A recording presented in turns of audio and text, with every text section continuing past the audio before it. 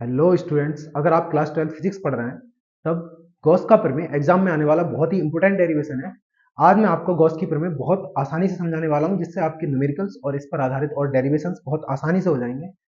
Video के last में कुछ ट्रिक्स याद रखने के लिए बताऊंगा, और इस चैनल पर इसी चैप्टर की पूरी वीडियो जो है उसमें एक एक डेरिवेशन को कैसे करना है उसके लिए भी ट्रिक्स बताऊंगा।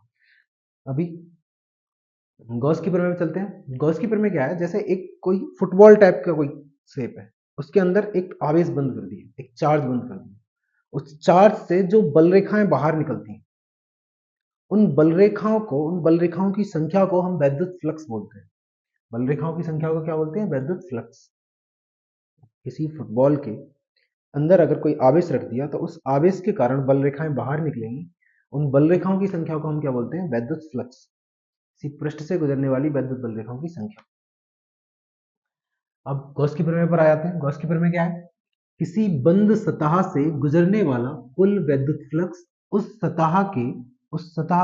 पृष्ठ के अंदर बंद आवेश का 1/एप्सिलॉन नॉट गुना होता है। वैद्युत फ्लक्स को हम फाई ई से दिखाते हैं। Phi E is equal to क्या हो जाएगा? Q into epsilon naught. Q और 1 की मल्टीप्लाई करने पे Q/एप्सिलॉन नॉट, जहां एप्सिलॉन नॉट वायु या निर्वात की वैद्युतशीलता है। क्यू क्या है? पृष्ठ के अंदर बंद आवेश। फ्लक्स की परिभाषा से अगर हम लेकर के आते हैं तो यहाँ पर एक फॉर्मूला आ जाता है, phi E equal to vector E dot vector A D phi. अगर छोटे पृष्ठ के लिए दिखाने की कोशिश करेंगे तो बहुत कम पृष्ठ के लिए D phi equal to E dot D A cos theta. अभी हम इसके प्रूफ पर चलते हैं। गॉस की प्रमेय के प्रूफ में फ्लक्स की परिभाषा से इस फॉर्मूले की जरूरत पड़ेगी। फॉर्मूला क्या है? अगर हम टोटल पृष्ठ की बात करेंगे तो टोटल पृष्ठ के लिए phi is equal to vector E dot vector A या ई ए कॉस थीटा बोल देंगे अगर वेक्टर हटाएंगे तो। सूक्ष्म क्षेत्रफल डीए की बात करेंगे, जैसे ये चित्र बना रखा है, इस चित्र में छोटा सा क्षेत्रफल डीए दे रखा है जिसका क्षेत्रफल सदिश वेक्टर डीए। इससे पास होने वाले वैद्युत क्षेत्र की दिशा वेक्टर ई और वेक्टर डीए दोनों के बीच का कोण कितना है? थीटा।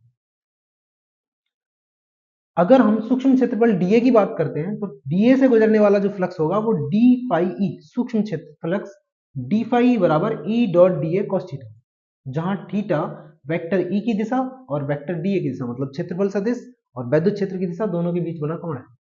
इसमें फ्लक्स की परिभाषा से ये थ्योरी लिखी जाएगी। थोड़ा बहुत और एक्सप्लेन कर दिया जाए, जैसे किसी बंद पृष्ठ के अंदर कोई आवेश क्यू बंद है, उसकी त्रिज्या स्मॉल आर है, ये थ्योरी इसमें लिख दी जाएगी। थ्योरी बहुत आसान है। फ्लक्स की परिभाषा से किसी बंद सतह के सूक्ष्म क्षेत्रफल डीए से गुजरने वाला जो फ्लक्स होगा वो D phi is equal to E dot D A cos theta. इसमें थीटा कितना हो जाएगा? थीटा इज इक्वल टू हो जाएगा 0 डिग्री, मतलब वेक्टर ई और वेक्टर डी ए दोनों के बीच का जो कोण होगा वो कितना हो जाएगा? 0 डिग्री। और जीरो का मान कितना होता है? 1। तो फ्लक्स हो जाएगा D phi E is equal to E dot D A cos 0 degree. Cos zero का मान 1 होता है। D phi E is equal to E dot D A cos zero का मान कितना हो जाएगा? 1। 1 को हम मल्टीप्लाई कर देंगे। D phi E is equal to E dot D A. संपूर्ण पृष्ठ से गुजरने वाले फ्लक्स की अगर हम बात करेंगे तो इसका हम समाकलन कर देंगे। ये सूक्ष्म क्षेत्रफल डीए से गुजरने वाला फ्लक्स है। अगर हम संपूर्ण क्षेत्रफल की बात करेंगे तो उसके लिए हम इसका समाकलन कर देंगे। संपूर्ण क्षेत्रफल से गुजरने वाला फ्लक्स, संपूर्ण क्षेत्रफल से गुजरने वाला वैद्युत फ्लक्स,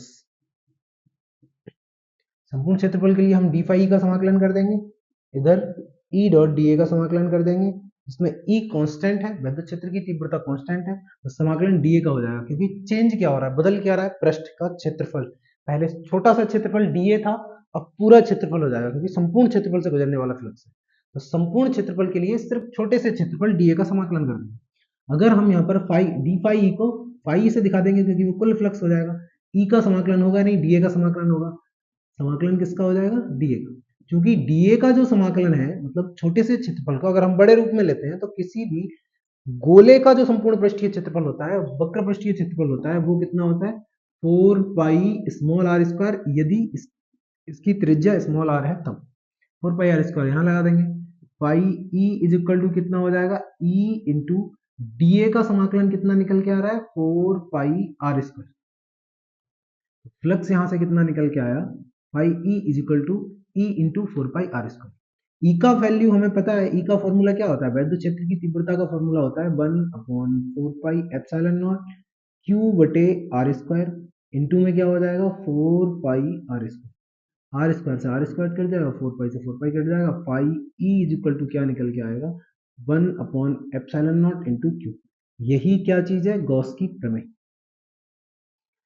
इस चैप्टर की एक एक डेरिवेशन, एक एक न्यूमेरिकल और टोटल इसकी जो थ्योरी वगैरह है वो आपको लॉन्ग वीडियो में जाकर मिलेगी इसी चैनल पर। उसमें साथ में हम कुछ ट्रिक्स बताएंगे ऐसी जिससे इनको याद रखने में बहुत आसानी होगी।